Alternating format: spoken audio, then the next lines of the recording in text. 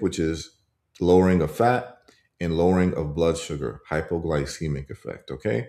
And then when you go into this study, of course, it has the compounds and what these different compounds look like in terms of other anti-inflammatory compounds. You have oleuropein, you have quercetin, and what have you, right? It gives you the structure. So this is a very educational document that you can look at. But this is the Mm. chemical molecular structure of oleuropein. This structure has been able to give us all types of results in reversing illnesses. Just this compound that Mother Nature has made, this Mm. structure right here, has been responsible for all of the things that I named, which is lowering blood pressure, lowering blood sugar, lowering fat, lowering arterial blockage. Uh, Wow. it is this compound right here. How did you come Okay. about discovering this compound Okay. So and its that's a great, properties? yeah, that's a great question. So how I came about discovering olive leaf extract is that in 2011, I saw a documentary called Run from the Cure. Run from the Cure was I'm going to stop sharing this and we'll get right back to it, but that's a great question. So, Run from the Cure is a documentary they had on YouTube about Rick Simpson. And maybe Yes. they still have it. And it's a good documentary for people to watch because this is how I got started in the health field. Um, Run from the Cure was showing how Rick Simpson out of Canada was reversing cancer with cannabis oil. And here Yes. it should be Run from the Cure, Rick Simpson documentary. Yeah, here it is. I'm going to share it. This is the documentary that I Thank saw. you. Thank you. I'm going to share it with you all. This is how I got started. So if you go to YouTube, you search for Run from the Cure, you'll see it. You'll see Run from the Cure, Rick Simpson full story, Run from the Cure updated Rick Simpson story, second edition. And this is how I kind of decided to do what I do in terms of evidence. So from this documentary, you're going to see all types of people with stage 4 cancer who took cannabis oil giving their testimonials. Like this guy here, Yes. he had depression and anxiety. He took it. And then these people, melanoma, skin cancer, uh, all of these people here were people with cancer who were giving their testimonials. They were sent home to die, and they took the oil. This is Rick Simpson here. I'm going to show you Rick Simpson. That's him here. And Okay. he was making cannabis oil for people. And this is what the oil would look like. Um, it'd be like a black oil that's made from the hemp. See that? Right. And The so, extraction. yes. So what happened was that he teaches you how to do the extraction, and he was using paint thinner. The Mm. problem is that paint thinner itself can be toxic if you imbibe it, if you take it into your body. So if you don't boil all of the paint thinner off, you may have cancer, but then you're taking something toxic into Right. your body. And so it got me to study the property of plants to learn about solubility, finding out that cannabis is actually fat soluble. So I started doing extractions of cannabis with coconut oil because coconut oil is pretty much the healthiest fat that you can use. Right. So I used coconut when I was in the Caribbean at the time, I was living in the Virgin Islands at the time, right? Big up Plenty of VI coconut. Massive. Yeah, man, big up VI Massive. And Big so up. there was no shortage of cannabis or coconut, Right. in the island. So I started doing my own extraction technique, and I was able to make a very potent coconut oil extraction of cannabis with cannabis oil. And I started giving lectures, man. And when I gave the lectures, you'll even see my lectures. So the lecture that I'll even search for it here. You all will see the lecture. Um, it's just put in my name and put in cannabis, Heru Oforiata cannabis, and you'll see the lecture. You'll see it here somewhere. It's an old lecture that I gave, but it is called the history. Let me see.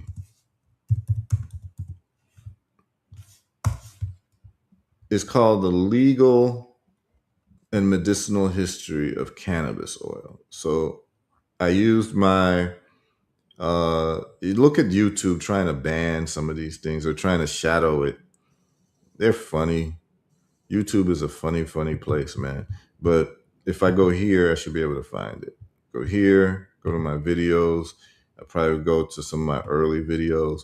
But I ended up giving lectures across the Caribbean and in the United States on cannabis and the legal history and the medicinal history. It should be here somewhere. I don't know why I can't find it. Maybe they took it down. I don't know. But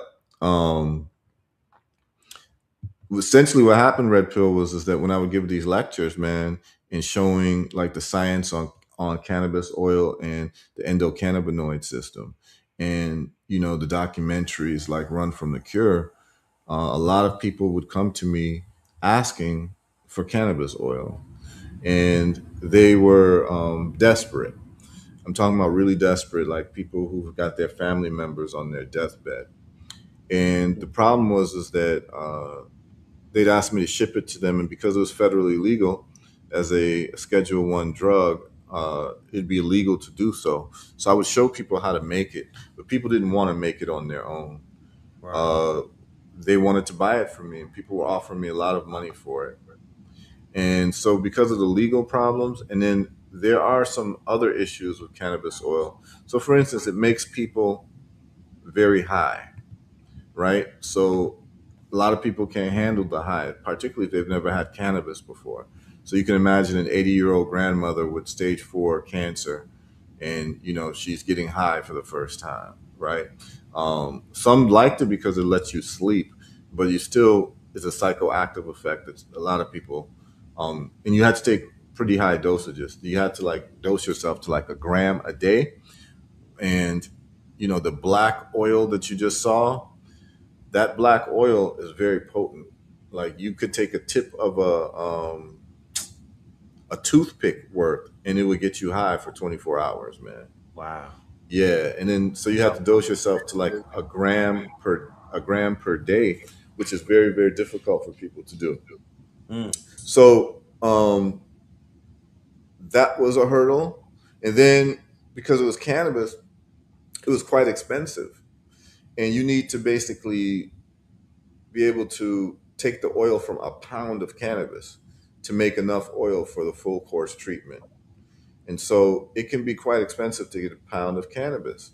And so what I did was, because of the legal hurdles, Red Pill, the psychoactive hurdles, and also the monetary hurdles for people, um, I knew the principle that Mother Nature does not just strike once, that she strikes all over the place. Right. And so it's important to know that. It's important to know. So this is what's really important. It's important to know what is the mechanism of action that is the driving force of your disease. So usually it'll be inflammation. So your job is to, one, cut out inputs that are causing inflammation, which is the food. And then the second thing is to take anti-inflammatory herbs. So cannabis is anti-inflammatory. Well, your job then, if you're not going to use cannabis, is to look for another anti-inflammatory herb. And so I I just looked online at studies for plants that may be able to do the same thing around cancer that cannabis was doing, right? And it's really crazy because all this time they've been talking to you about cannabis and blah blah blah, but they never told you that the United States government has a patent on cannabinoids for medical purposes. Were you aware of that, Red Pill? You there, Red Pill? He may have gone out, or his mic might have gone out. But just for people to know, the United States government has a patent on cannabinoids. And I will show you all the patent very quickly so you all can see exactly what I'm talking about. Because sometimes I might mention things and people think that, oh, I'm exaggerating. So You just go U.S. patent on cannabinoids. Okay, it's 6630507. They cannot patent the plant, but they can patent the process of extracting the medicine. So you can see Google patents. You all should be able to see this, and you will see where it says cannabinoids as antioxidants and neuroprotectants. Remember, we saw that olive leaf extract is also an antioxidant, right? So cannabis and olive leaf extract are on antioxidants. I already told you it's anti-inflammatory, but you start to see a lot in common. But when you look at this patent that the United States government has on cannabis and cannabinoids per se, we realize that this patent was filed in 1999, April 21st, 1999, by who? The U.S. Department of Health and Human Services. Okay? So it's important that the United States government has known. It's important to see the United States government has known that cannabis is medicinal. They've known for a long time, and they even filed a patent for the cannabinoids and the extraction process of the cannabinoids. But when we look at the patent, let's look at what it says. So it says United States Department of Health and Human Services was granted the patent in 2003. They filed it in 2001, and they were April 21st, 1999. Well, they filed a provisional one in April 21st. It was assigned. So it's from 1999 they filed it, the application. April 21st, 1999. In 2003, they were granted the patent. That's 4 years later. Okay? And the patent number is 6630507. Okay? So I always remember that patent number to show the hypocrisy. Right. And listen to what they say. This newfound property of cannabinoid makes cannabinoids useful in the treatment and prophylaxis of a wide variety of oxidation-associated diseases such as ischemic, age-related, inflammatory, and autoimmune diseases.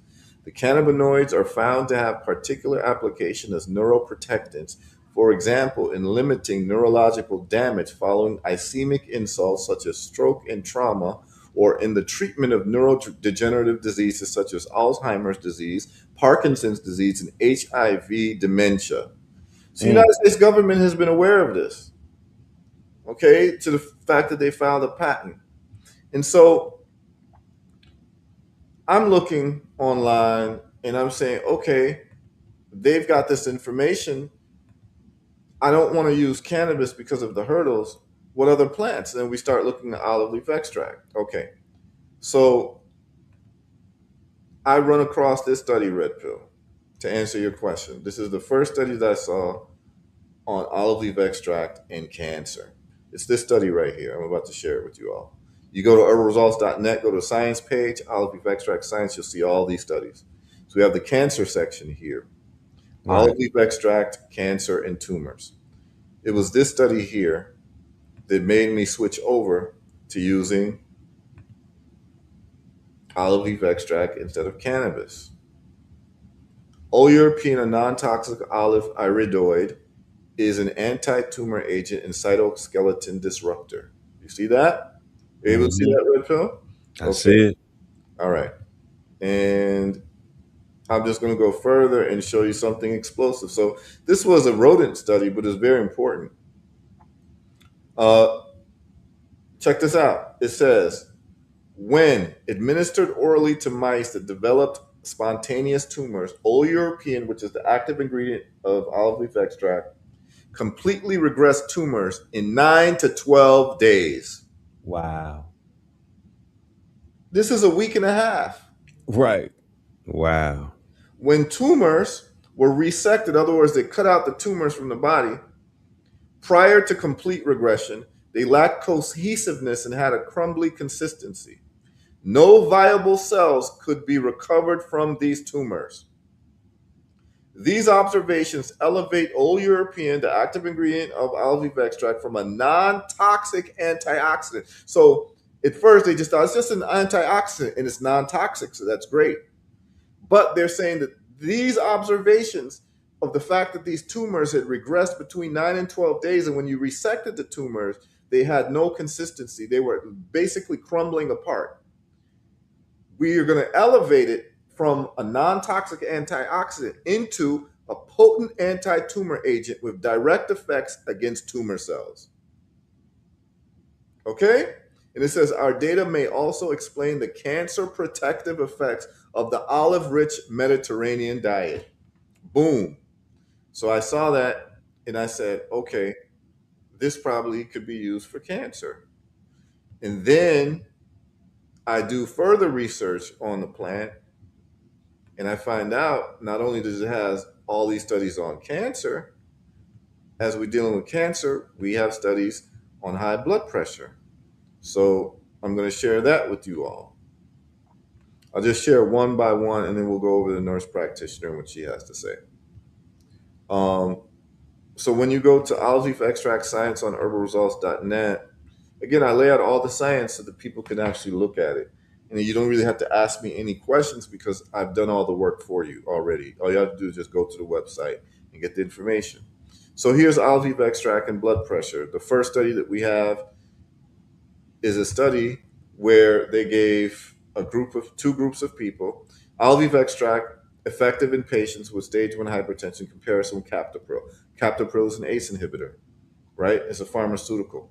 And what they did was they did a double-blind, randomized, parallel, and active control clinical study where they took half the group on an 8-week treatment, okay, 4-week continued subsequently by an 8-week treatment period, okay, and they gave one group olive leaf extract and they gave the other group captopril, okay. Right. And here's what they found out.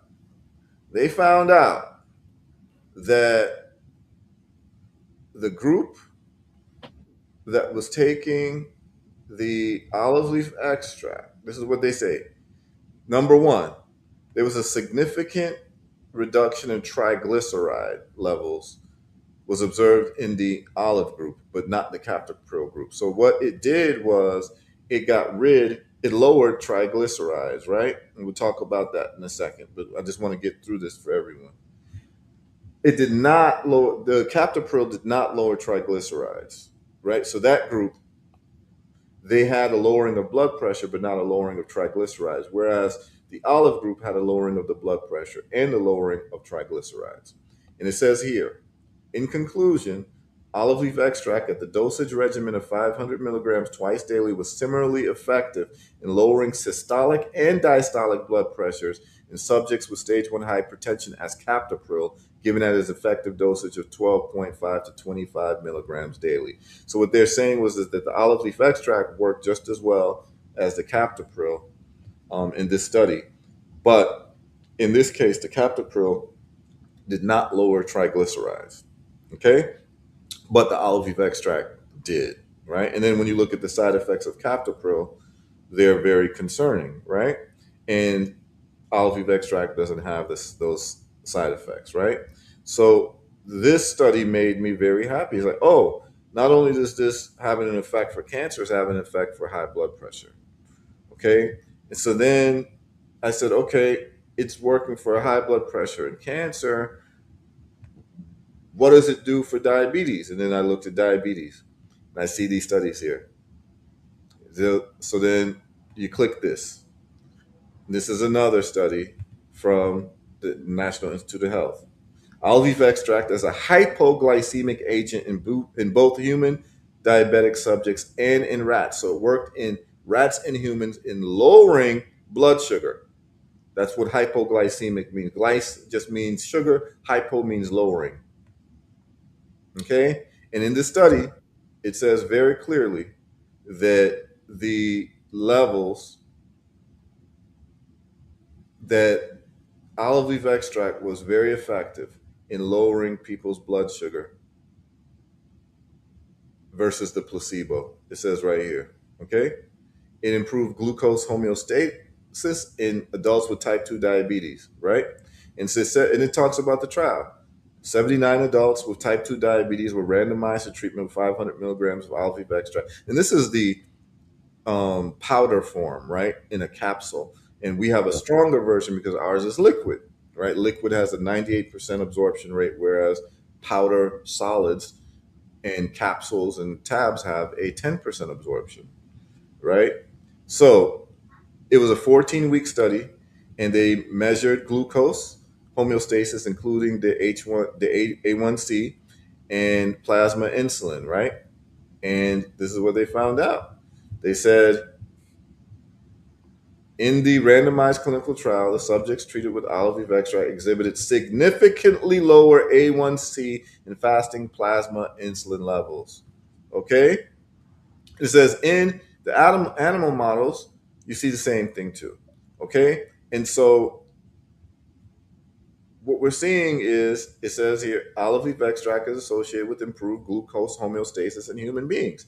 Animal models indicate that this may be facilitated through the reduction of starch digestion and absorption. Olive leaf extract it says right here, olive leaf extract may represent an effective adjunct therapy that normalizes glucose homeostasis in individuals with diabetes. Boom. Boom. Okay? So I'm seeing this red pill. And I'm saying, okay, we've got cancer, we've got diabetes, we've got high blood pressure. What else we Right. got with this thing? Well, we've got viruses, bacteria, and fungal infections. So we have studies here that it kills all of these types of infections. Okay, Right. we even have studies on HIV in olive leaf extract that it has anti-HIV activity. Look at that right here. Wow. Okay, this is all from the National Library of Medicine, National Institute. Anti-HIV activity of olive leaf extract and modulation of host cell gene expression by HIV-1 infection and OLE treatment. Okay, everyone should just take time and read this. And as a matter of fact, we've had two customers who've come out who were negative that who were positive that came out negative from taking the olive leaf extract for 3 months. One of them is actually a well-known singer, uh, but Right. he will not do a testimonial Right. because he likes to maintain his privacy. So it's hard to get testimonials on HIV reversals because a lot of people don't want the stigma attached to them. But you could just read the study. Anyone who has the infection, just go ahead and read the study. Anti-HIV activity of olive. And so then I'm saying, oh, okay, we've got studies on HIV and olive leaf extract. We've got studies on bacterial infections, um, fungal infections. Check this out.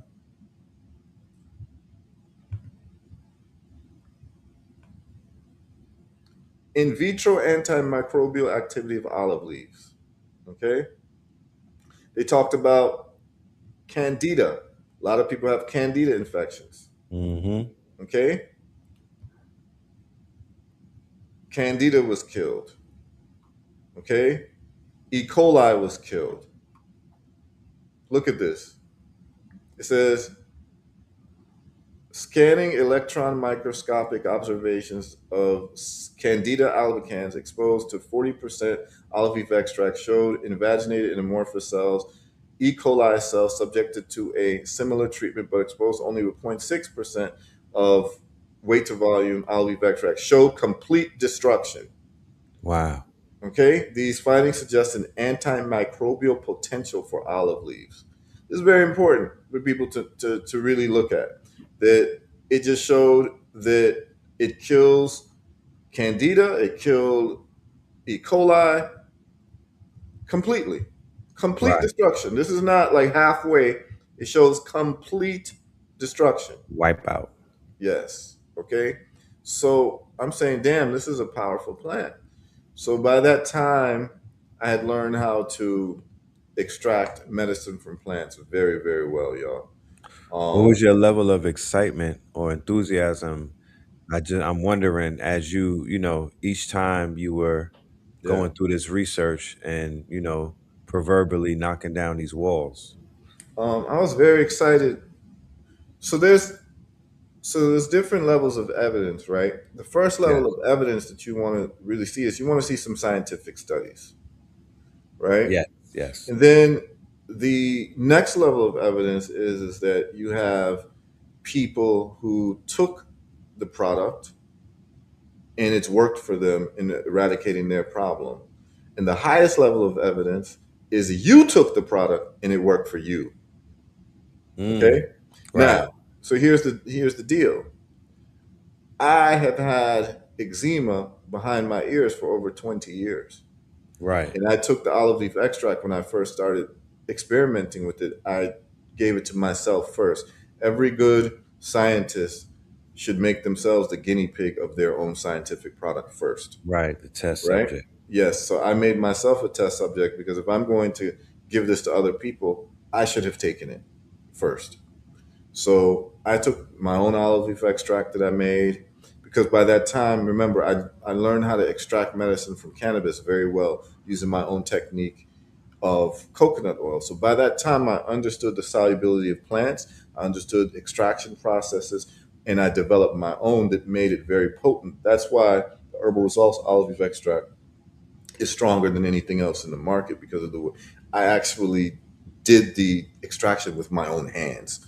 So I didn't hire a company to do the extraction for me. I did it myself. And then when I get it manufactured, I have the manufacturer follow my steps of extraction. That's why our product is very unique. So I took it and it got rid of my eczema that I had for over 20 years. And then I noticed that it also got rid of my asthma. So I had very bad asthma since I was born. It's an athletic asthma. So anytime I would exert myself, if I have not exercised or exerted myself in some time, if I try to run, play basketball, whatever, I feel like I'm about to die in terms of breathing. It's Right. happened all my life, and I have to get over that hill where my body gets used to the physical exertion. Well, all my life I had to work my way out of that, with no anything, just have to keep doing it. And then, after a while, your body, your lungs are able to take the physical exertion. But if I take a break from running or playing sports for like a month, Right. all of a sudden it comes back. Anything I try to do in terms of activity, aerobic activity, my lungs will get filled with like fluid, and it'll be very difficult for me to breathe. And it's been like that all my life.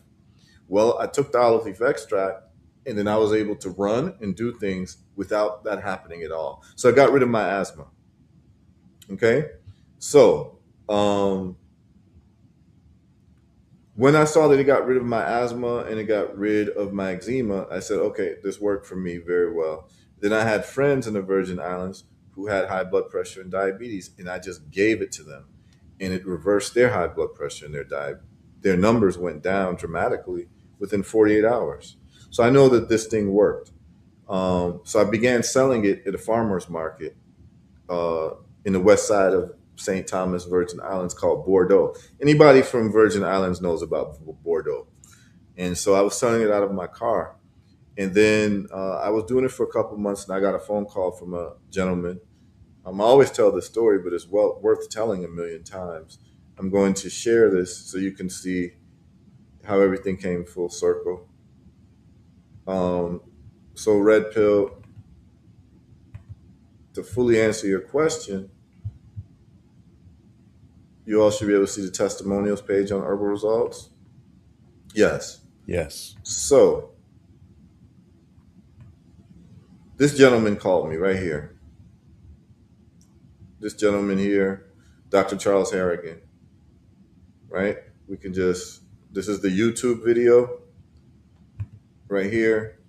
Dr. Charles Harrigan called me, and he he said, "This is They him called here." had gone. He said, "Are you the guy who makes the olive leaf extract?" I said, "Yes." He said, "I'd like to thank you for saving my life." I said, "What happened?" He said, "Well, I had prostate cancer, and I took your olive leaf extract, and now I no longer have it. And anything you need from me, let me know. I'm indebted to you. I'm very grateful for your product and what you've done." And I Right. said, "Well, I need a testimonial from you. I need a video testimonial, you telling your story, because a lot of people are going to have a hard time believing this story." He says, "When do you want to do it?" And I said to him, "Are you free this afternoon?" He said, "Yeah." So That's right. that day, he came to Bordeaux where I sell the product, and he got a chair, You see the ocean right there behind them? Mm-hmm. Yeah, that's the Virgin Beautiful, Islands. beautiful Yep. backdrop. And so you just pulled up a chair. I put on my camera, and we got our first cancer reversal testimonial.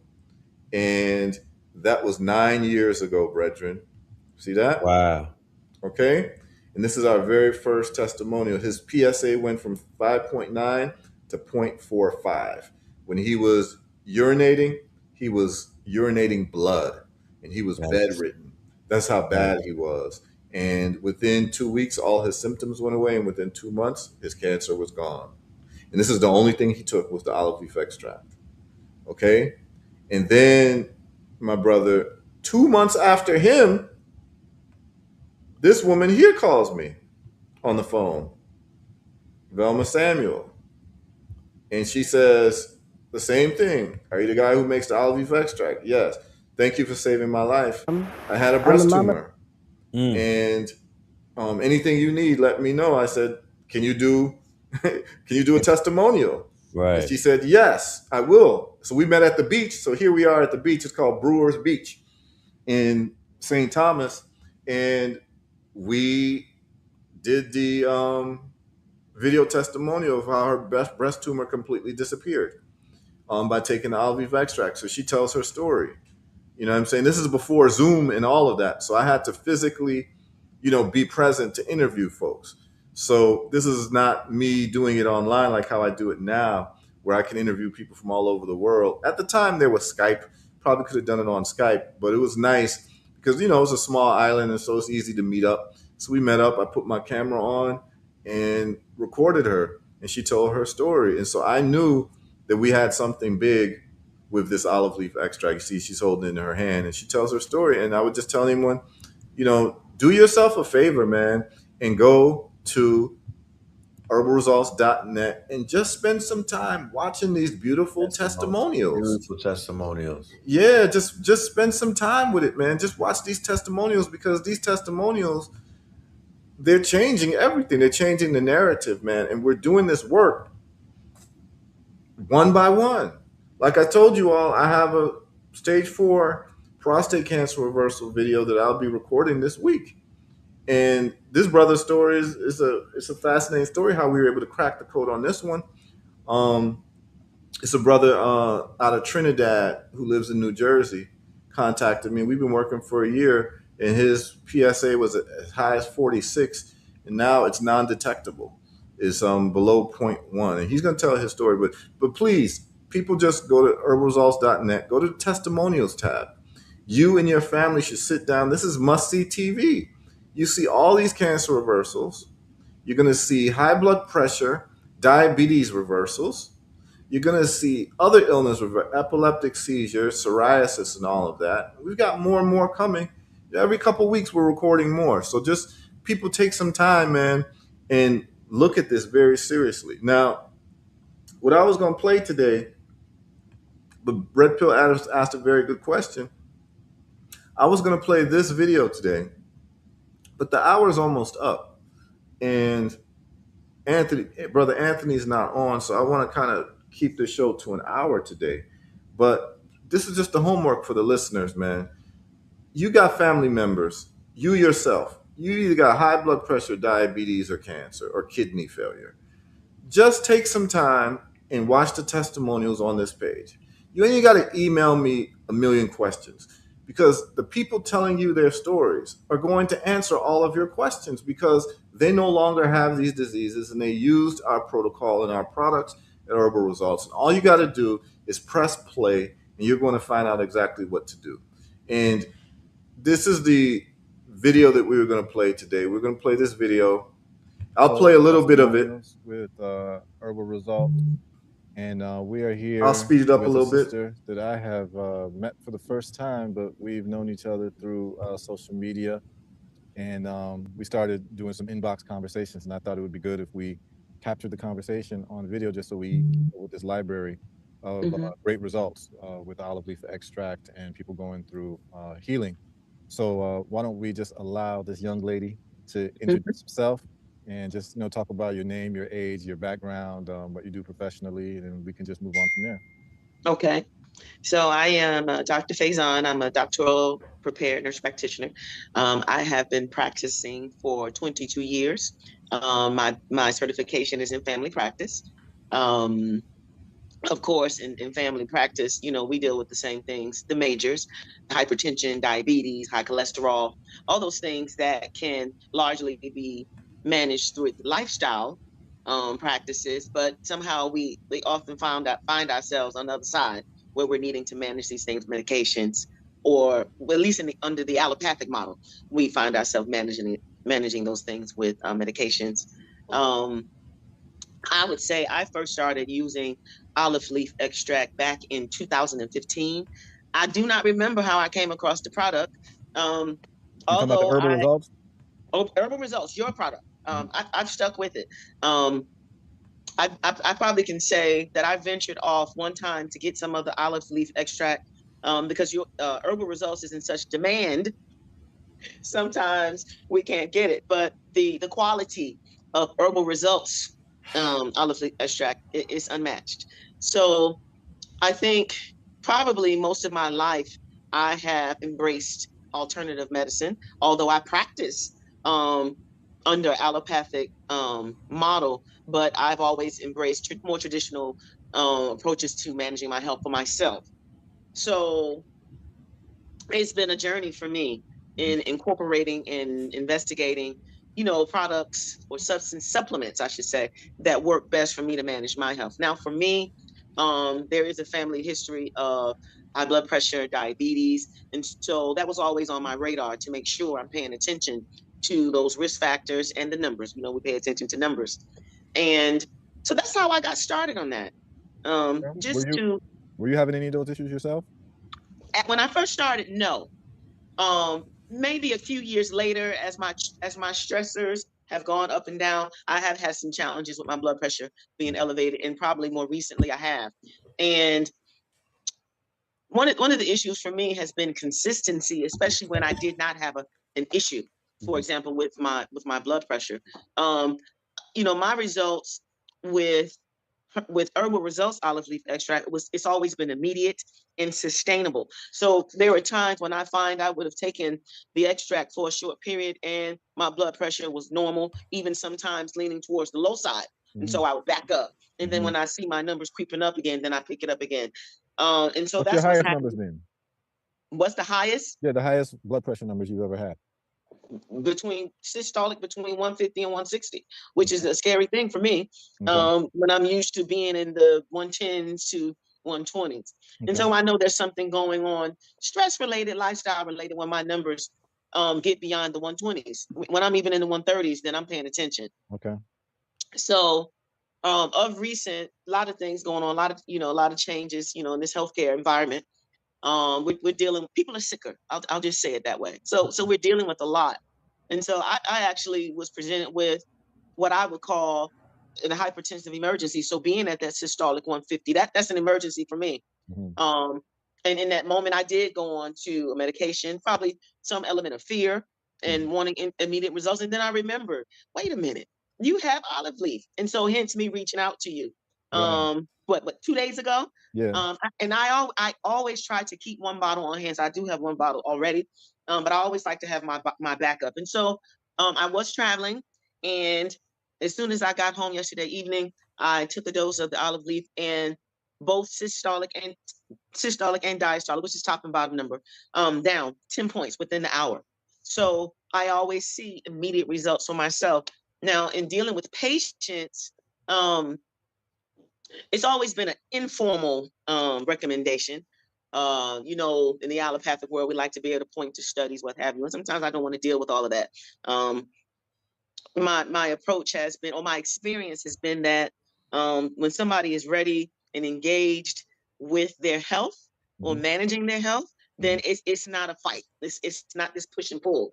Right. The recommendations have been received very well. And so there are two people in particular that come to mind. Two women, probably in their 60s, who one newly diagnosed diabetic. I told her, I said, go ahead and get started on the Herbal Results. I sent her the link so she wouldn't have to look for it.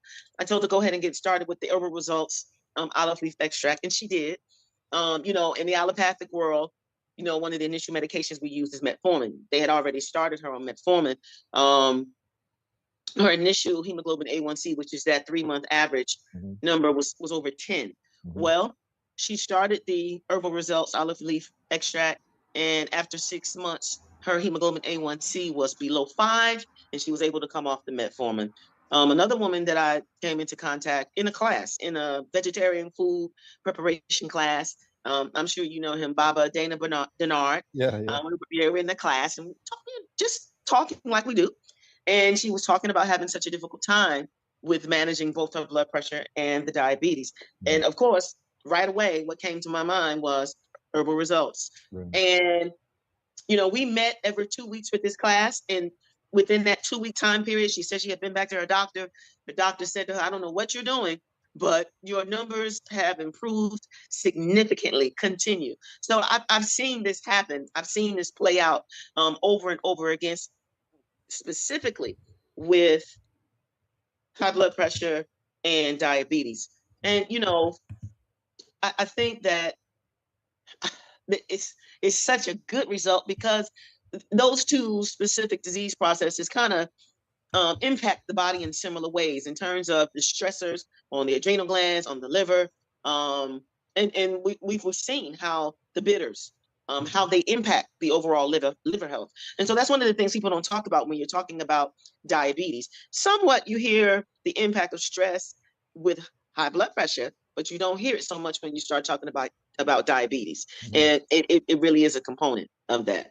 Yeah, so what I found, and the reason why the olive leaf extract not only works for, and you know, what's really good is because you're a doctor and you're seeing these things in real time. You're seeing it with yourself. You're seeing it with people around you. And what really most people are suffering from is metabolic syndrome, right? And this metabolic syndrome is also has a root marker based on inflammation. So what the olive leaf extract really does simply is that it reverses the inflammatory response.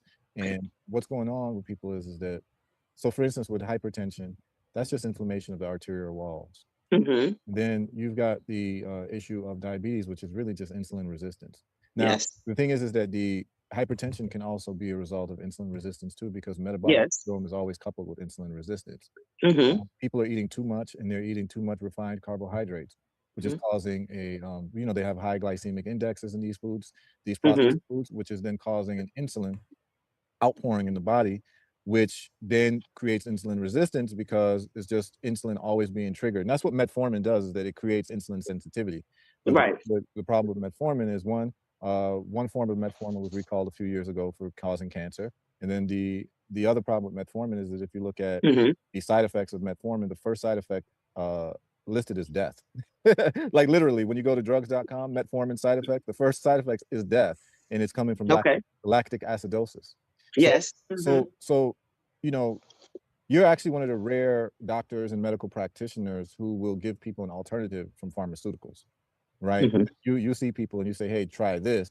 It's something that most doctors don't do because, one, most doctors don't study plant medicine and they don't study nutrition, right? They don't study nutrition. But I think more and more, those of us who are watching the results and seeing that, as you said, very, very, very poignantly and articulately, hope people didn't miss it, people are getting sicker. People are getting sicker. I mean, you know, my email is full. My phone is ringing off the hook because people, post-COVID world. I mean, we're seeing things that, you know, we can't explain it. We've never seen it before. And we're throwing all kinds of medications, and it's just not working. It's not working. No, it's not working at all. And it's like, you know, what's the definition? One of the definitions of insanity is doing the same things, expecting different results. Yes. Yeah, and things are just getting worse. I mean, the CDC, more people dying from hypertension, more people dying from heart disease, more people dying from cancer. And then the cancer was going on, I'm sure you've seen it, is you've got these turbo cancers going on now, being diagnosed with cancer and dying within 2 months, right? Yes. Because their immune sometimes even sooner. Yeah, because their immune system's just shot. And so, you know, one of the things that we do is that I'm not really that interested in selling products, even though we make products. What I'm most interested in is people learning, people becoming like you, basically, right? Everyone should become a practitioner. Everyone has a body. Everyone should learn how to heal themselves. And everybody should look at, and the crazy thing is that you talked about the scientific studies. The National Institute of Health website is replete with studies on things like olive leaf extract and how it reverses high blood pressure. I mean, I have one study on the website. Whenever you have time, you might be interested to look at it. It compares hypertension, stage 1 hypertension, and it separates people in two groups. One cohort is captopril. They take captopril, ACE inhibitor, like lisinopril, and then the other cohort took olive leaf extract. What they found out was that the olive leaf extract reversed the hypertension just as well as captopril, but also lowered cholesterol while it was doing it. While the captopril did not. And then we find out that there's a study from the American Heart Association that ACE inhibitors, like captopril, lisinopril, all of those things that end with pril, they're actually responsible for acute renal failure.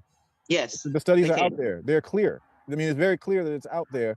So on one hand, as you said, when you talk about the allopathic thing, the allopathic doctors are trained to give people lisinopril, which is not going to affect their cholesterol levels in a positive way, and it's not going to really save them from their kidneys, right? Fairly. That's right. That's right. Renal failure. So on one hand, and then it costs a lot of money because these are patented drugs. And then you have that's natural on the other hand, which is going to lower your blood pressure just as well as lisinopril, but it will not cause acute renal failure. It will actually help build up and protect your kidneys, and it will lower your cholesterol. So in a perfect world, between those two choices, all doctors should be choosing the choice that gives the least amount of harm. So here's the distinction. You can't ask, you know, someone to do that which they're not trained to do. And you pointed that out. They're not trained, or the allopathic model is not training in plant medicine. And so, you know, so one of the hardest things that we deal with patients is getting people to engage and take ownership of their own health. You know, when I get those arguments from patients, by the time they get to me, they say, oh, I'm going to all these doctors and nobody's doing anything to me, or I'm not getting the results I want. So, and I say, well, what's the goal? What are you trying to achieve? And once you realize or you understand what it is you're moving towards, or what health means to that person, then who is it you're going to? If you're going to allopathic doctor, then that model is to put you on the pill. If you're looking for a different result, then that's not who you go to. That's not who you go to. Also, again, back to getting people to engage. It's to doing the reading, to be in tune with the self, to know how do I react or respond to this particular thing, whether it be food or medication. That there's a process to that, and to get people to do that, that's one of the to get people just to be active. It's a struggle. It's a struggle. Yeah. But you know, but on the other hand, I see these 90-year-old active, agile people, and you know, and anytime I come across any of them, I say, wow, you know, you're the poster for what healthy living is. But it's a struggle to get the average person to engage on that level. Right. And so what state are you operating out of? I'm in Georgia. Okay, so you're in Georgia. So I'm in Georgia, but I'm licensed in 9 states. Okay, so let's talk about you and your background. What got you interested in health and studying health? It was what I always wanted to do from a little girl. I made that decision as a child that I wanted to be a doctor. My path was slightly different. I did not go to medical school, so my doctoral degree is not MD. It's a clinical doctorate for nurse practitioners, and so I just took a different route. But I've always been interested in health and healing, probably more so healing. But the easiest way, or my understanding of what healing and health was as a child, was the allopathic model. Sure. And so, like, what are you seeing these days? Like, we talked about it briefly, but let's just talk about. I want people to understand this because you're in the thick of it, and I consider you to be a frontline person, right? What are you seeing? What are you seeing in this? Like, what's on an average day? What are you seeing in terms of people walking through the door? Well, this respiratory stuff. Many people are not talking about the ongoing transmission with COVID, as well as respiratory airborne illnesses, but huge, especially in this region. I don't like to think of myself as a conspiracy theorist, but I'm just convinced there's something in the air, beyond this prolonged season of pollen. So first and foremost, it's all the respiratory stuff. We're seeing heart issues related to post-respiratory illnesses.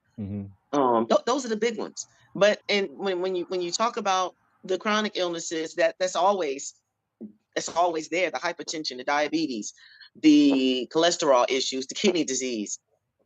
That's probably 80 to 90% of what we see. Right. Regularly. Yeah, the metabolic disorders, right? Say that again. Metabolic disorders. Metabolic disorders, absolutely. Yes.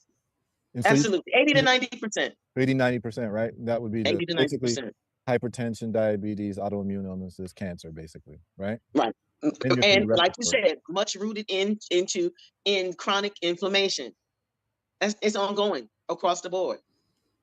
Absolutely. Ongoing. And so, if it was up to you, what changes would you make in the medical system, the allopathic medical system? So it has to be systemic. And one of those systemic things that have to change is around dietary measures and access. So when I'm talking to a patient, let's take somebody who's been diagnosed with diabetes, and I'm trying to get them to eat more whole, nutritionally dense foods. Well, if they can't afford it, what am I saying to this person? If that person lives in a food desert, what am I saying? I'm just talking. Right. It's just lip service. So it would definitely be access to foods, to healthy, nutrient-dense foods. That would be one of the first things. Right. One of the very first things. Right. A couple of years ago, I had the opportunity to go to Cuba with the medical group. And one of the things that they have in Cuba, they call them neighborhood medical clinics. And the design of it, or the model, is where you have a doctor, a nurse assigned to communities. So they actually live in the communities of the patients that they serve. So they're very in touch with and aware of what the issues are in that community. And, part of the Cuban health system is, you get, everything is structured. Let's say it that way. The dietary allotments is structured. So when it comes to health maintenance, you don't get a choice around that in that health model. If you don't show up for those appointments, then that doctor's going to come to your house because they're right there. So they're very aware of what's happening, what the needs are. They're very in tune with the pulse, if you will, of the patients or the people in those communities. And so I think with our model, the Western model, is so disjointed. Like, we have what we call evidence-based practices. We know when it comes to many things, how to manage it, how to minimize the issues related to it, but it's disjointed. There's no ongoing, the foundation of it is the support is not there. And so it makes sense when I give you the example around food, for example. Right. Can you hear me? Okay. Yes, I can. Okay. Let me do something real quick. I'm going to pause this real quick just to check my power source. I'll be right back. Give me 30 seconds. All right, yeah, let's pick up what you were saying. You were saying we're going to pick up from there. You were talking about it's disjointed. It's disjointed. Yes, it is. Again, we like to use this term nowadays, evidence-based practice. And so the evidence is there.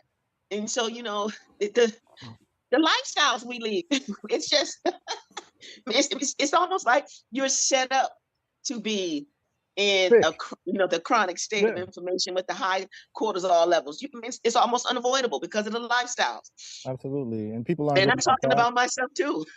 Yeah, it is all of us. That's why I spend so much time outdoors these days, because the whole vitamin D thing is a big piece. And I'm so flabbergasted that I have all these people calling me with cancer or different types of illnesses, and I always ask them, "What's your vitamin D level?" Right. I don't know. I said, "So you just got out the hospital? They didn't run a vitamin D panel on you?" Nope. No, that's not a normal test. This is expensive. Now, remember part of this machine, you have the insurance company, third-party players, and then you got the pharmaceutical companies too. Yep. And they're overbilling people. They're completely overbilling people, because you could take a home-based You could take a home-based vitamin D test for $35. Wow. You know, you can get it off of Amazon, but when you go to the hospital now, all of a sudden, it's like airport, right? At the airport, you're paying $8 for a bottle of water. You Right. know what I'm saying? So you go to the Right. The hospital, markup. they're marking you up crazy at the hospital.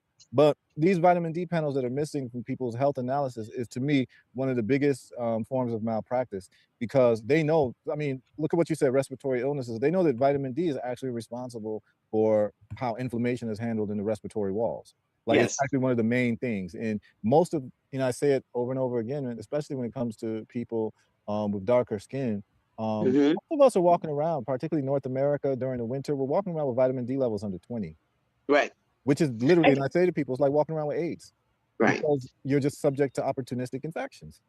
And it's so surprising, you know, those of us who live in the warmer climates, that we generally tend to be outside more, hmm but the levels are still low. They're still low. They're definitely not. They're not high enough, and we definitely aren't outside the way our ancestors used to be outside. Absolutely. Absolutely. We You know? tend to be outside more, but definitely not enough because No, we're doing all the other stuff. right. Other stuff that's not even important in terms of our health, right?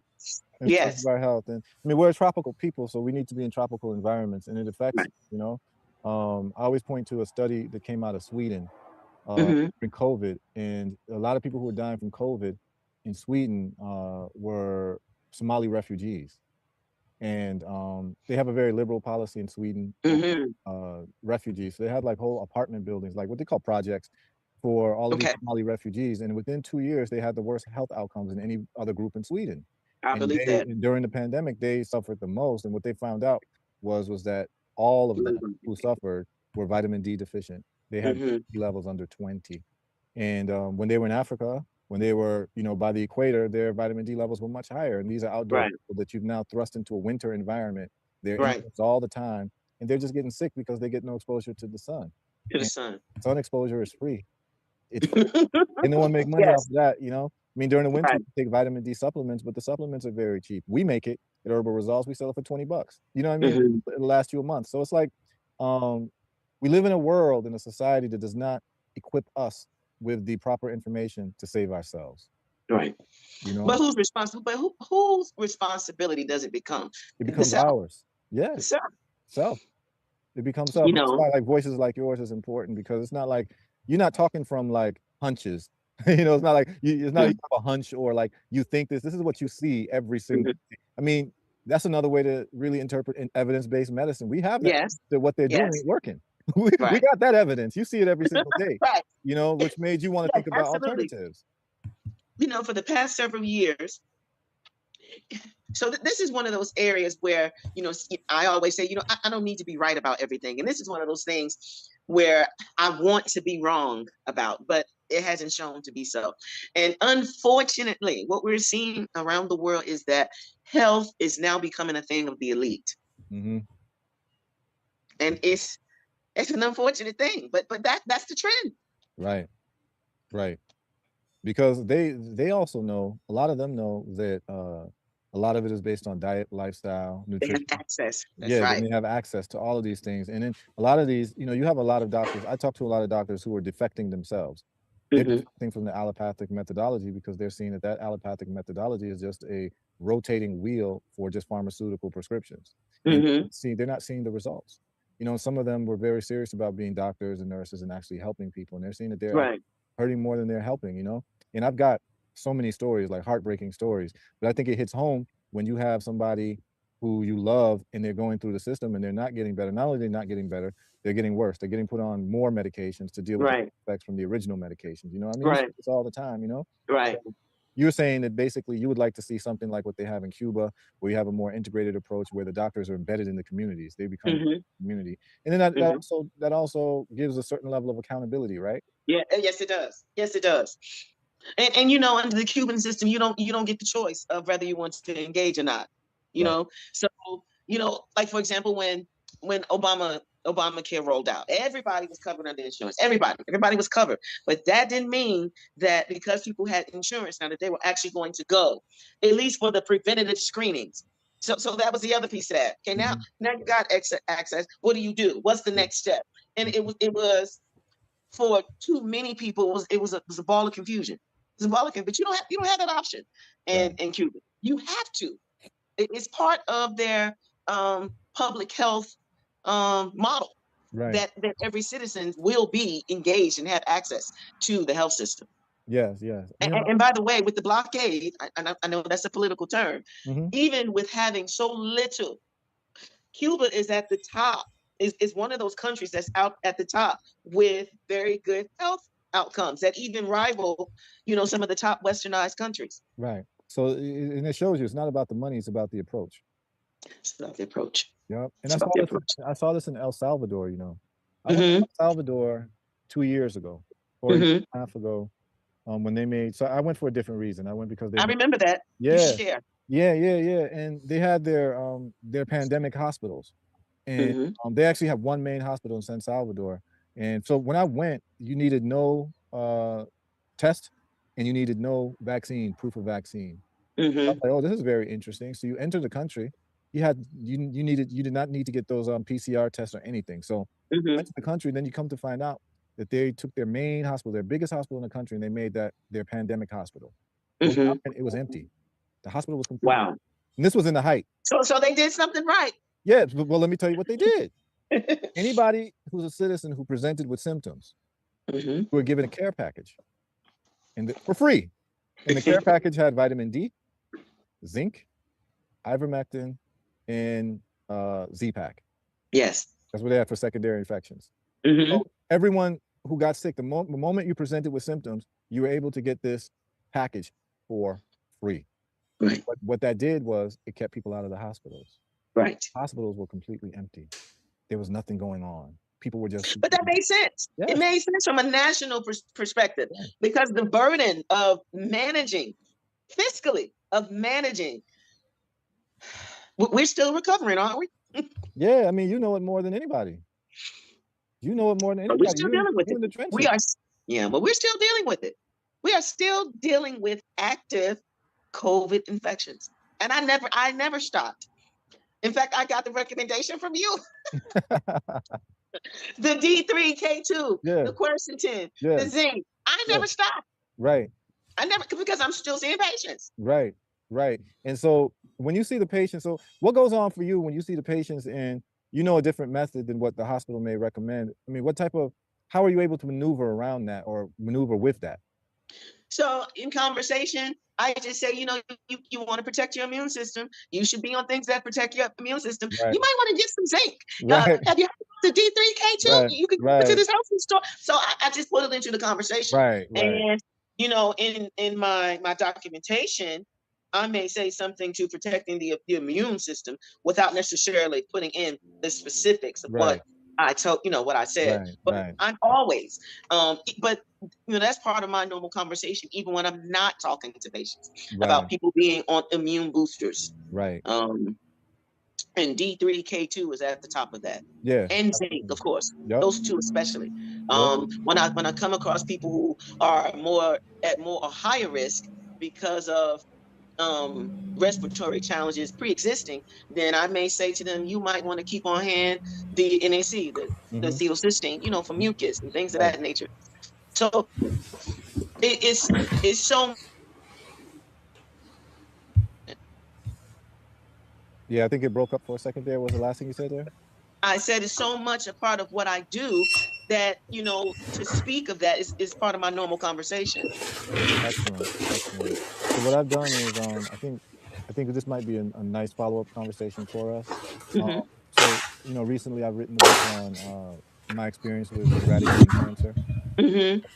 Cancer is actually caused by intracellular parasites and how we've been getting results. Like, what I mean by results, not remission, but like NED diagnosis, no evidence of disease, right? With that, there's been a lot of outpouring for people to be, get their hands on the protocol and all of that. And what we found is that, you know this as well, you can have a protocol, but the question is getting people to actually do it in terms of compliance, right?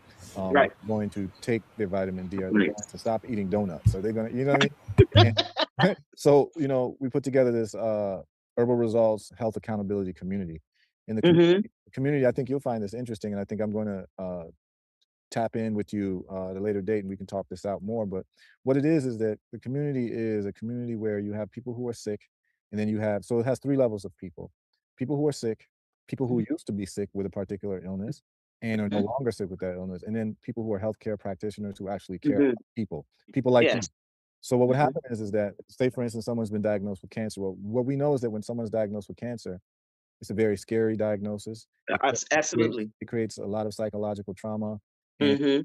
what that person needs is that person needs some hope, and they need Yeah. a holistic understanding of what they're gonna be going through, and Mhm. also knowing that there are other people who have gotten the same diagnosis who have defeated it, Mhm. because it gives them inspiration to keep fighting. So Mhm. what I put together was, it's like a membership, a monthly membership, where Mhm. let's say you were diagnosed with cancer, any type of cancer, because we deal with cancer from the root cause, and so the type of cancer doesn't matter. So Right. you get diagnosed with cancer, you join the group, and you become part of a cohort. So let's just say Mhm. you have autoimmune illness like lupus, or you have multiple sclerosis or Crohn's disease or whatever. Mhm. In that cohort, and in that cohort, there's someone who's reversed their cancer, and then you have a healthcare practitioner like you, who Mhm. basically is their accountability partner. So what Mhm. you do is you would, have, like, weekly meetings with them on Zoom, Mhm. check up on them. Are you doing your, your intermittent fasting? Are you staying away from That's wonderful. That's carbohydrates? wonderful. Are you know what I'm saying? It's just almost like Yes, having a workout it's partner. support. It's support Exactly, in real time. And so exactly. I'm so glad I got excited when you said that. Yeah, yeah, but here's the side of it though.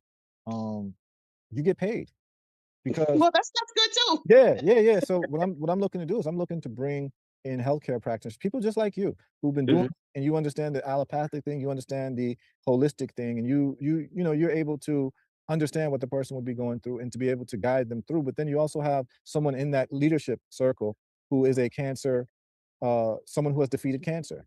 And so Mhm. now that person who has been diagnosed with cancer has 2 leaders, somebody who is similarly situated, who got on the other side of it and defeated it, Right. and then someone who's a practitioner like you. Mhm. The 2 are the leaders, and then we'll have another weekly group meeting for the whole group, for people who have Mhm. high blood pressure, diabetes, and what happens is that every week there's a different lecture, a different, Mhm. presentation by somebody who knows what they're talking about when it comes to. Right. So what happens now is that if you have a monthly, because I looked at the numbers, and because someone would be in this group, they'll be saving money in the food that they're buying, because most of the food you're buying is junk, you're wasting money on food, you're eating too much, and your pharmaceuticals. We do eat too much. We eat Yeah, too yeah. much. Yeah, so I did the numbers, and most people who are sick, they are spending more than $200 a month on their sickness, much more than Yes. that.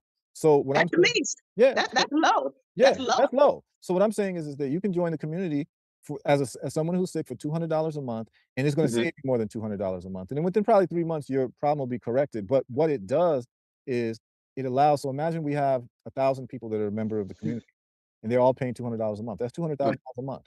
Well, with that $200,000 Right. a month, I can pay all the leaders of the cohorts. So if you're the leader of Right. the cancer cohort, you can get broken off something 5,000 a month or 6,000 a Right. month or 10,000 a month, whatever the number is that And have works. have good health outcomes. Yeah, yeah, yeah. No, but you as the practitioner I get that would be piece. able, and you would have no overhead. Right. I get that piece. You see what I'm But saying? yeah, I get that. Yes. But we're vested in good outcomes. We Yes, want the outcome. exactly. You get good outcomes, but guess what happened now? The person who reversed their cancer is getting paid too as a leader.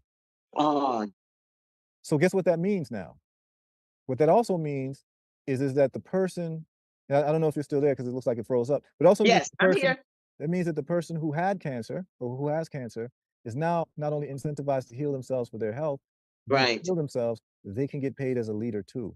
That's awesome. So now they have a job waiting for them if they can heal their illness, because now they're an Mhm. example and a point of inspiration for other people who might be going Right. through whatever they're going through. So it's like this Mhm. simple thing. Then within time, we can get enough money to build our own hospitals Right. around the world. So Wow.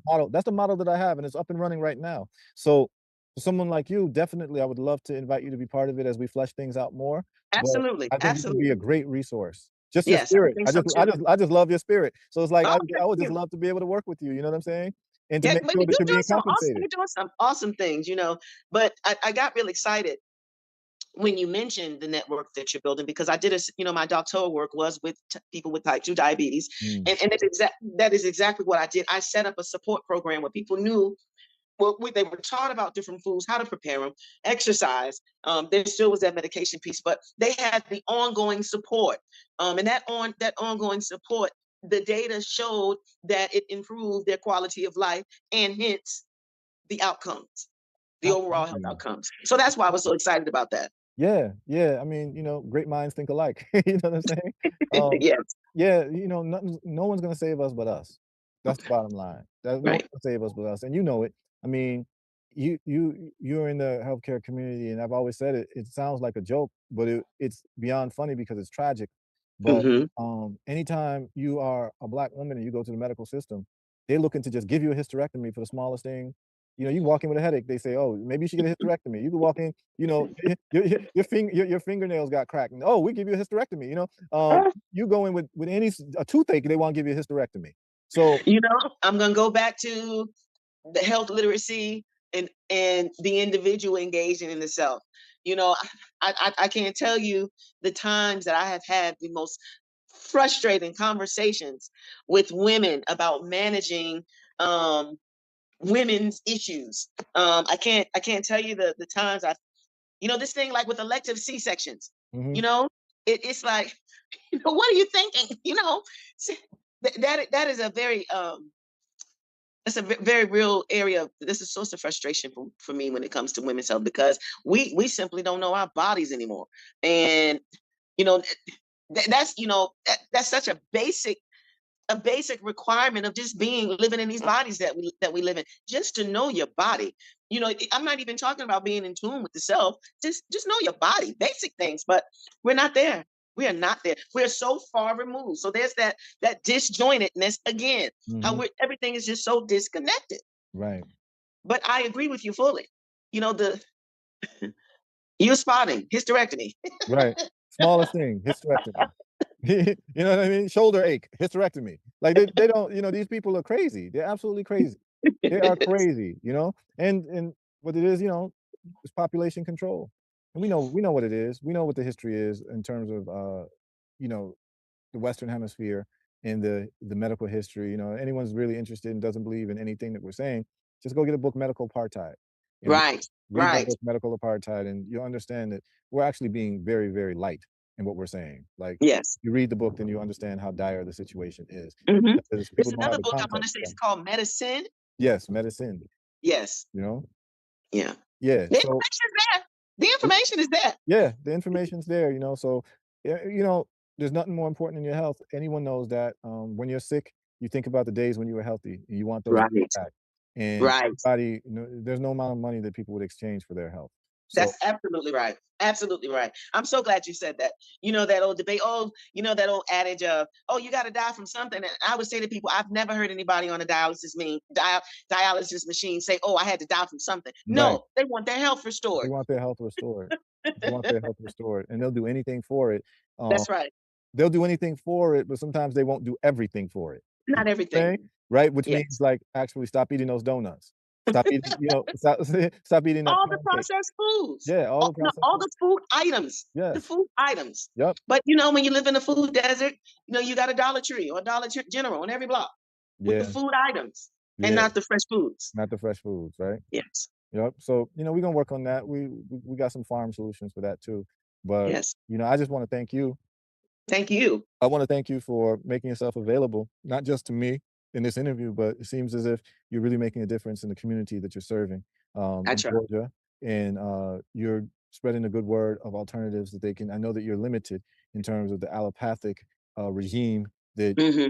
many are forced to undertake as licensed, practitioners, but at the same Right. you're giving That's people. key. Mhm. Licensed. Yep. Yep, Right. I understand. And I so know you're so exactly how it you're works. held. You're Yep, held to within a certain framework yep, and a certain standard. Yes. yep, and that That's is key. yep, and that's brought to you compliments of the pharmaceutical and insurance companies. And, we know that it's not about necessarily healing people, it's about making money. And they have, investors that they have to pay back, and that is the driving force of what they do. But at the same time, we are smart enough to realize that we're not living for them, we're living for ourselves. You And live for whenever yourself. we have and when we have and we're living for our families, and whenever we have an opportunity within their framework to give people alternatives, we give them the alternatives that we can within the context that we can do it. And I can see that you're doing exactly just that. And it's based on the Mhm. fact that you're seeing results. You literally are practicing evidence-based medicine because when you take the herbal results olive leaf extract, you have the evidence based on the numbers. Your numbers drop Right. down. So Right. what more evidence is that, right? So, Right. And it's been consistent. Consistent. Right. It's not like, It's not a fluke. one and done, or Right. maybe not. No. It's been consistent. It's consistent. Yep. So, Yes. I just want to salute you for what you're doing. It's a pleasure to meet you. Sometimes we meet each other online and we never meet each other and hear each other's voices, whatever. We've gotten away from really the basics of the human touch and the human voice and the humanity. So I'm just glad that we were able to connect, face to face, even though that this is virtual. Yes. It's just good to know. So when you Yes. respond to any text or any messages that I put online, I know who's responding. I know what your voice sounds like. I know your spirit and all of that. So it's been like, to me, it's been Mhm. a pleasure talking to you, and it's also been like emotionally moving to know that the products that we put together on at Herbal Results has made a difference in your life. Yes, they have. Yes. I thank you so much Thank you. for the opportunity to speak with you directly. Thank you. No problem. And I know you need to get something to drink right now for that cough. But no, thank you. Thank you so much. And if people wanted to get in touch with you I don't know what type of practice you have, but if people want to get in touch with you, particularly they're in the Georgia area and they wanted to get more information from you or about you, is there a way that people can get in touch with you? I'll send you my email address. Okay. So we'll I'll put your send it to you email. directly. Yeah. Okay. And then, because people may be in the medical system in Georgia somewhere, they might want some information on how they can navigate. And I think you might be one of the people who Okay. could lead them, in the Yeah, right I'll send way. my invitation. Yeah. I'll send my information to you so you'll have. Okay. All right. Thank you so much. This is another episode with Herbal Results and also the podcast. And hopefully this has been informative and inspirational to everyone listening. And we'll just sign out and just say peace and blessings to everybody. Thank you, Doc, Thank for you so coming much. on. All right. And you keep up the wonderful, impactful work that you do. I will, definitely. Thank you so much. Thank you. All right. Have a good day. You too. All right.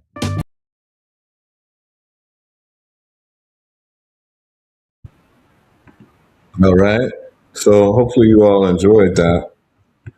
That was Much live so. and direct, Yes, very informative. Right. And in keeping with the theme of what we were talking in that video, I'd like to share this with you all to understand what we're dealing with. This is from MSN, and you can just look it up. Anyone can just go on Google and just look up an article.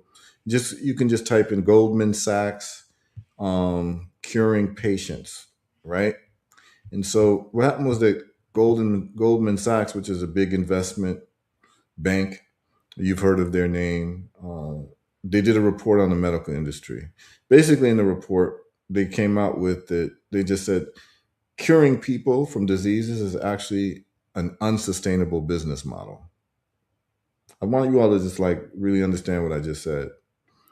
Goldman Sachs, and they say it blatantly. Like if you just look deep, like if you just have your eyes tuned in well enough, they'll tell you everything because they don't have a shame in saying what they really feel. If you follow the right places, they're going to tell you because a lot of times you think that they're confessing.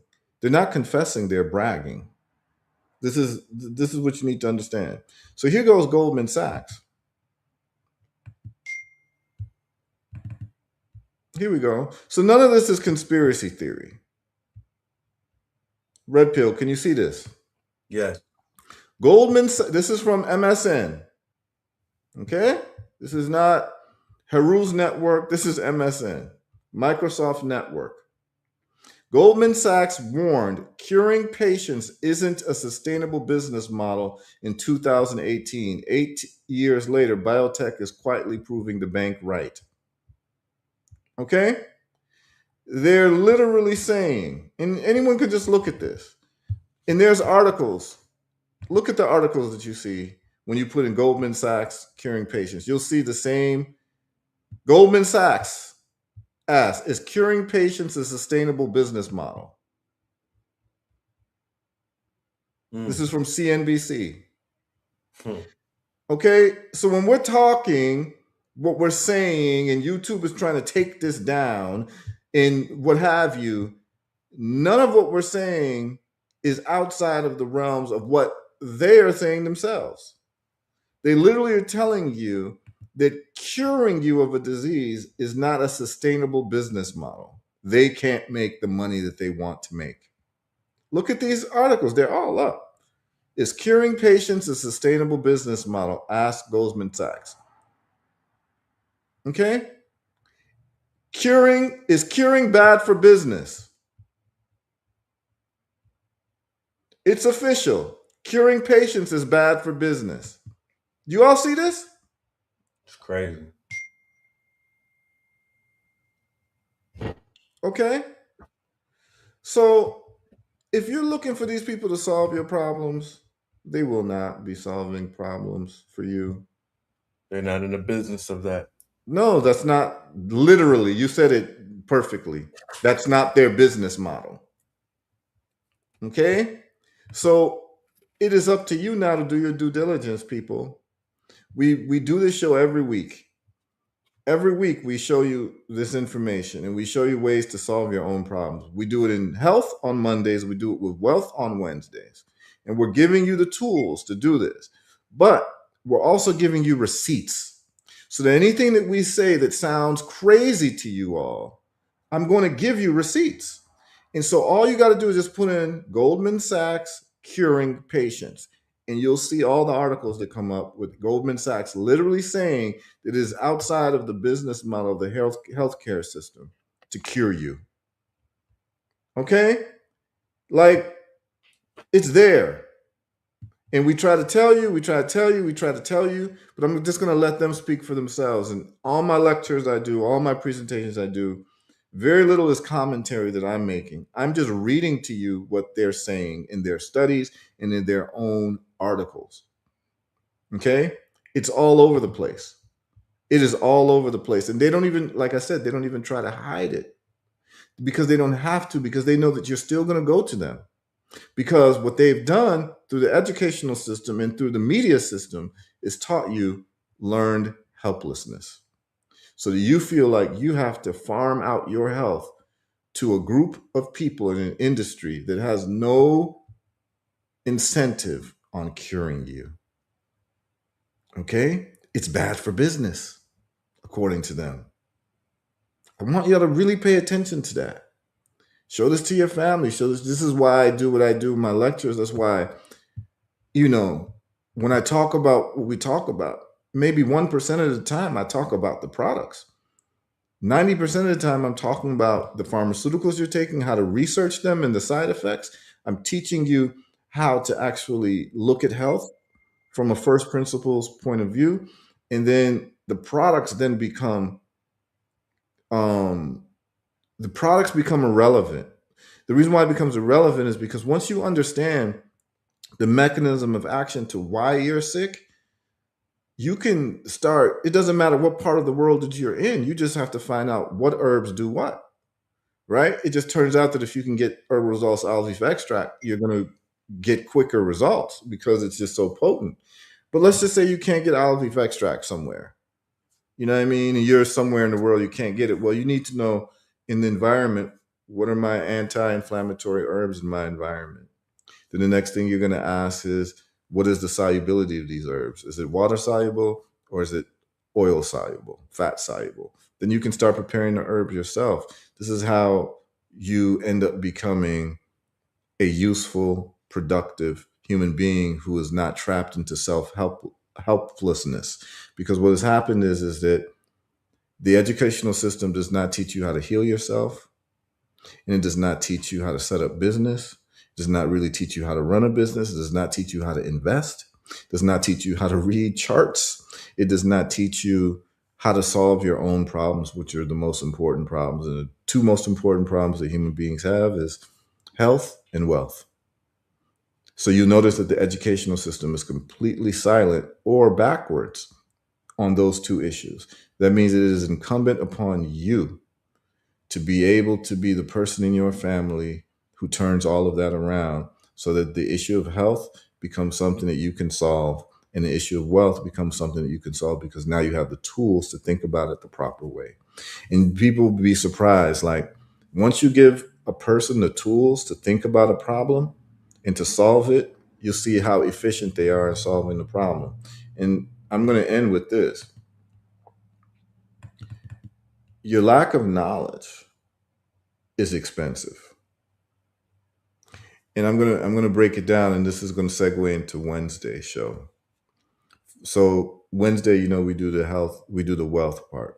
And by the way, those people who are investing in the Ghanaian stocks of Clydestone, you're able to buy stock today.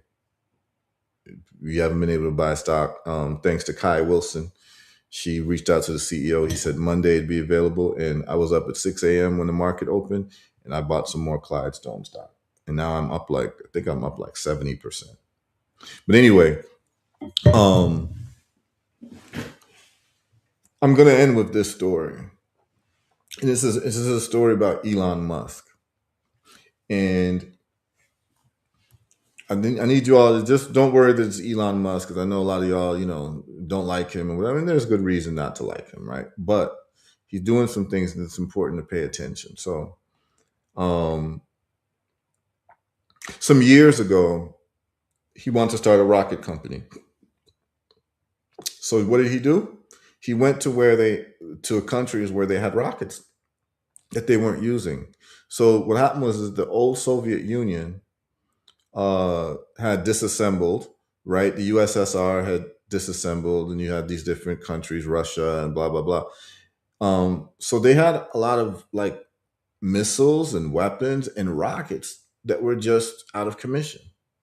So Elon Musk flies on his plane with his people or his company, and he attempts to buy rockets from Russia.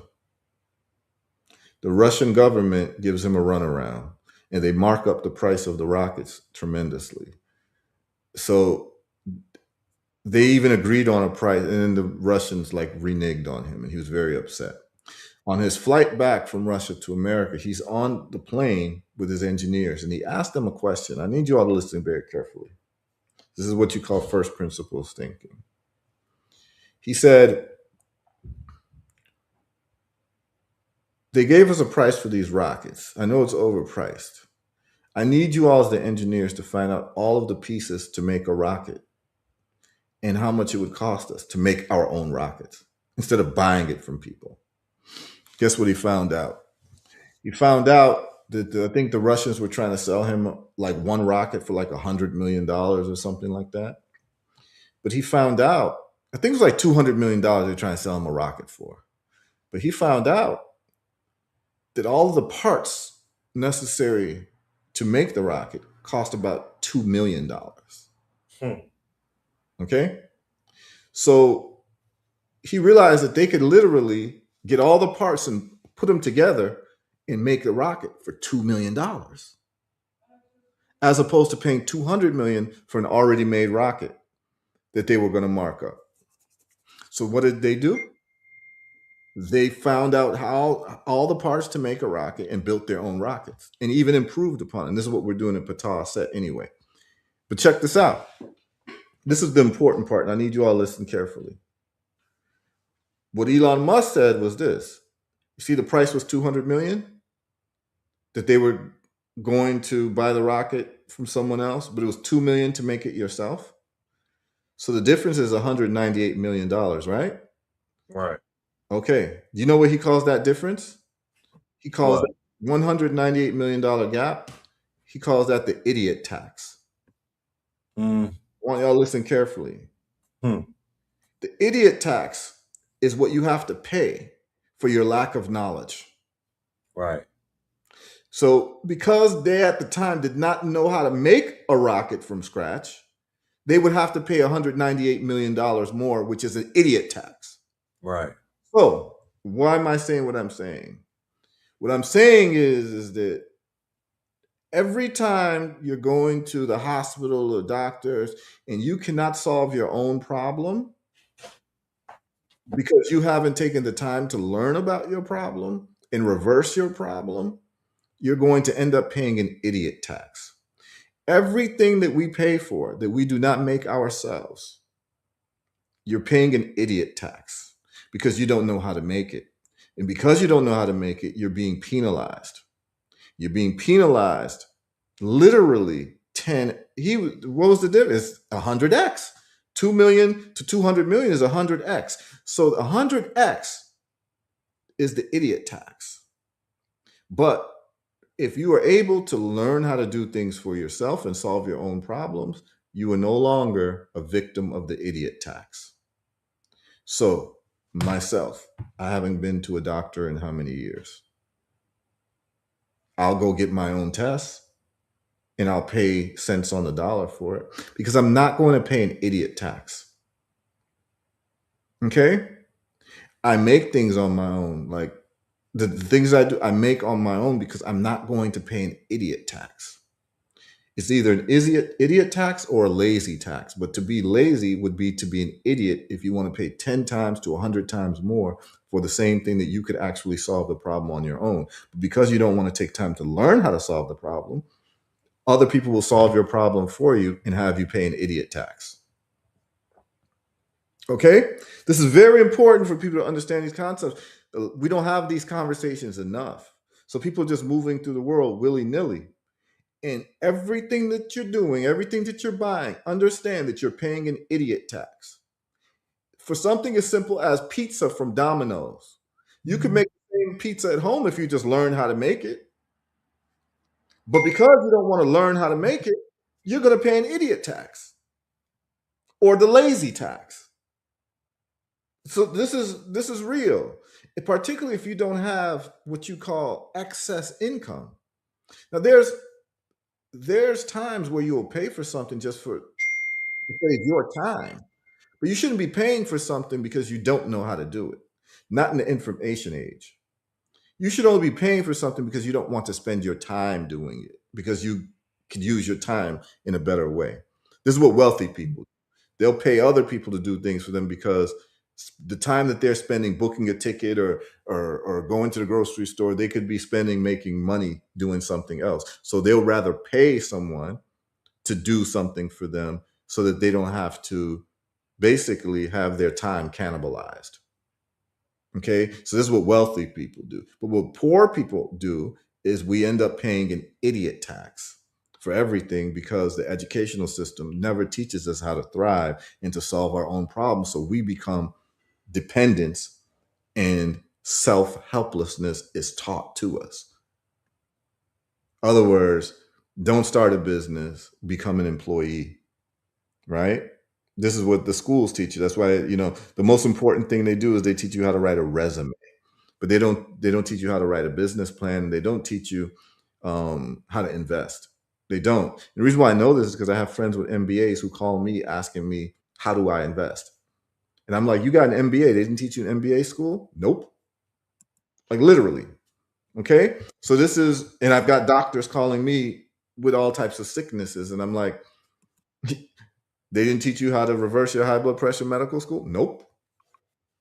They just taught us to take pills that is causing other problems. And so understand that everything that you do, the system is waiting to charge you an idiot tax. That's real. And so your wealth and your health is going to increase by the least amount of idiot taxes that you force yourself to pay. And listen to how I said it, force yourself to pay. Listen to the example of Elon Musk. He had engineers who up until then had never been asked to put together a rocket. But when he asked them, they actually had the knowledge to do it, but it never occurred to do it. It never occurred that, we're going to buy a rocket. That's what the first thing was. We're going to be a consumer. But then when he got rejected, he said, man, we could make our own rockets. Can't we? Aren't we engineers? Don't we know like all the pieces involved? Yeah. So why don't we make our own rockets? And the cost was $2 million. Okay. So this is real, man. I just need people to understand that everywhere you turn in this world, you are being charged an idiot tax. And your job is to lessen the amount of idiot taxes that you are being charged with and hold that money to yourself. That's the difference between paying $2 million to have a rocket and $200 million to purchase a rocket from someone else. And that $198 million profit is the idiot tax. Okay? So we're closing out today. Wednesday, we'll be coming on strong. I'll be very happy to show you what the Forex charts are looking like. The trades that we got into are beautiful. The people who are following me on Heru Trades, I'm sure you're very happy. The stocks that we picked are doing quite well. And so we're going to cover that on Wednesday. So tune in. We'll also go over Ptah Asset with the smartphone reverse engineering program that we'll be doing. I'll give you all update on that, but the website is up and running just fine. And you're able to register for the course. The first part is to pay for the materials, the phone and the tools to take apart the phone. That's a package, and then to also pay for the course. So there's a 2-part process there. Those of you all who've contacted me, you get a new newsletter this week. For those who wanted to be who were interested in the program that we're doing. But you can also go to ptahasset.church, read about what we're doing. Basically, ptahasset.church is helping you to eliminate the idiot tax because it's showing us how to make everything ourselves, right? And I will just share the website with you all because I've been getting hit up by people asking about it. And so this is the website that you want to go to, and I'm going to share that here. Okay, just ptahasset.church. This is going to be the reverse engineering of the smartphone for you and your family. Your children should be learning how to do this. We'll be moving to 3D printing after that. Then we'll be doing robotics and AI robotics after that as well. So this is what we're doing, y'all, and this is where we're at. This is a solution-based platform, and we're here to give you receipts on everything that we talk about. What I'm going to do is I'm going to have Brother Red Pill have the last word. Red Pill, feel free to tell us about anything you got going on.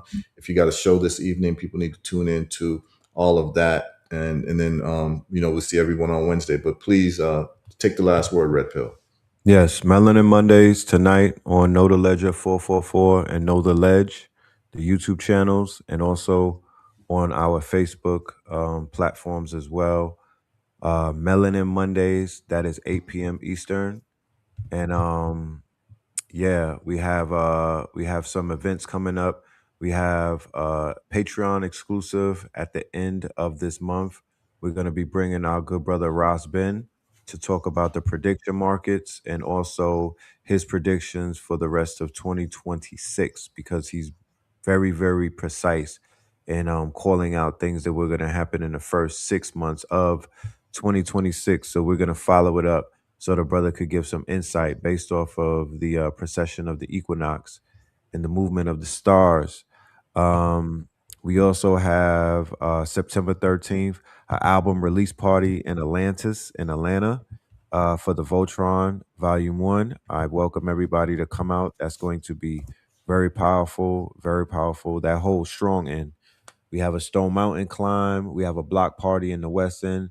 We have an album listening, and we have a writer's camp as well. We'll be working on Volume 2 for all of my artists and artisans, producers, and singers that are out there. Tap in with us and be a part of this movement.